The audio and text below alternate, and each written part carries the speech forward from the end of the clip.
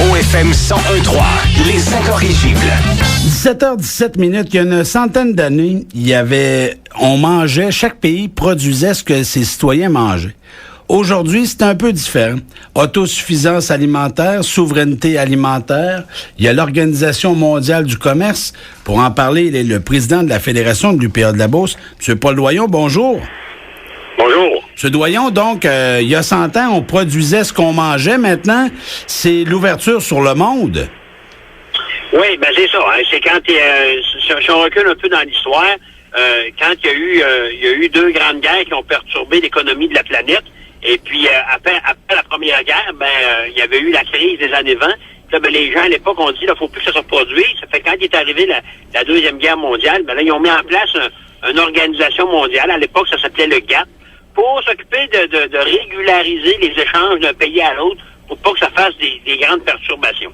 Et puis, après ça, il est arrivé les notions de libre-échange, hein, parce que tout le monde souhaitait avoir accès au marché de l'autre. Et puis, quand on parle au niveau alimentaire, au niveau agricole, c'est de voir que le libre-échange, la libéralisation des marchandises qui peuvent voyager, il y en a qui pensaient que ça pouvait régler le problème de la faim dans le monde. Puis, finalement, c'est pas vrai. Ça n'a pas arrivé. Parce qu'en même temps, il faut penser que des fraises, fraîches au Québec au mois de février-mars, c'est un peu plus difficile à en faire. Donc, la notion de libre-échange nous permet d'avoir accès, par exemple, à des fruits en plein hiver, là. Oui, absolument. Mais c'est ça qu'il faut qu'il y ait des règles dans le marché pour faire en sorte que les fraises de la Californie ou du Mexique, ils n'arrivent pas sur nos tablettes pendant que nous, on en produit, là. C'est pour ça que ça prend une régularisation des marchés, faire en sorte qu'on dise, dans telle période de l'année, c'est tel produit qui doit voyager. Dans d'autres périodes, ça peut être différent. Parce que c'est sûr que si on regarde les pays du Sud qui ont un avantage climatique sur nous autres, ils peuvent produire plus que nous autres, mais nous autres, notre agriculture est menacée dans ce temps-là. Oui, mais il y a des produits qui vont nous offrir que nous, on réussit pas à faire pousser, sauf erreur. Des bananes puis des ananas au Québec, même en plein été, ils en poussent pas, là. Non, il n'en pousse pas. C'est pour ça que dans nos échanges commerciaux avec les autres pays, il faut que ça soit mis en contexte, ça. La qualité du bois de construction qu'on a ici au Québec, au Canada, c'est pas la celle du Mexique. Ça fait que c'est peut-être là qu'il faut échanger des marchandises qu'eux autres n'ont pas, qui auraient besoin. Oui, mais est-ce qu'on est gagnant avec eux? C'est-à-dire, est-ce qu'on a un rapport qui fait en sorte que ce qu'on achète à l'étranger, on réussit à en vendre pour le même montant, ou si on est déficitaire à chaque année? On exporte plus qu'on achète. Si on regarde sur l'ensemble de notre économie, mais il y a des secteurs d'économie où c'est moins vrai, là.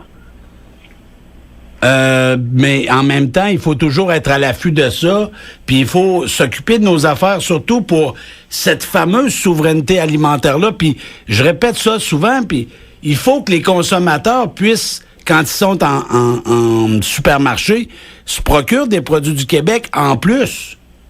Oui, c'est ça. Il y a quelques semaines, le ministre de l'Agriculture, M. François Gendron, a fait le dévoilement de sa politique de souveraineté alimentaire. Et puis, dans la politique de souveraineté alimentaire, ça dit que faut avoir la possibilité de nourrir notre peuple, puis il faut avoir quand même la possibilité d'exporter ce que c'est qu'on peut produire à l'étranger pour créer de la richesse pour pouvoir acheter ce qu'on produit pas, là. OK, parce qu'en même temps, il faut s'assurer que nos producteurs agricoles en aient pour leur argent, mais qu'on soit en mesure aussi d'acheter ce qu'on produit pas, là. C'est ça, absolument. Et puis, il commence à y avoir de plus en plus de pays dans le monde qui s'aperçoivent que le libre marché à outrance, comme on entend, là, c'est pas nécessairement ça qui va régler les problèmes on a des pays comme, je parlais l'autre fois avec quelqu'un qui arrivait d'Afrique, et puis il racontait que le pays où il était, il produisait, c'était des bananes, je pense, en grande quantité, mais eux autres, là, l'économie de leur coin de pays avait été scrappée parce qu'il y avait eu du dumping des bananes qui venaient de l'Amérique du Sud, là.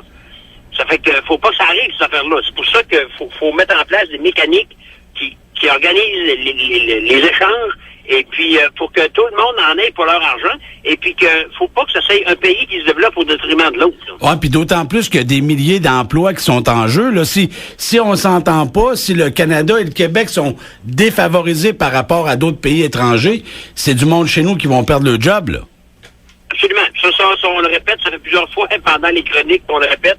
Quand on perd de l'agriculture, on perd des industries, on perd des jobs, on perd de la richesse dans notre coin.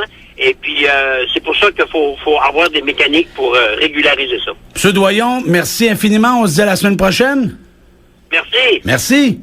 Bonne fin de journée. Merci. Paul Doyon, le président de la Fédération de l'UPA de la Beauce. Je vous souhaite un bon jeudi.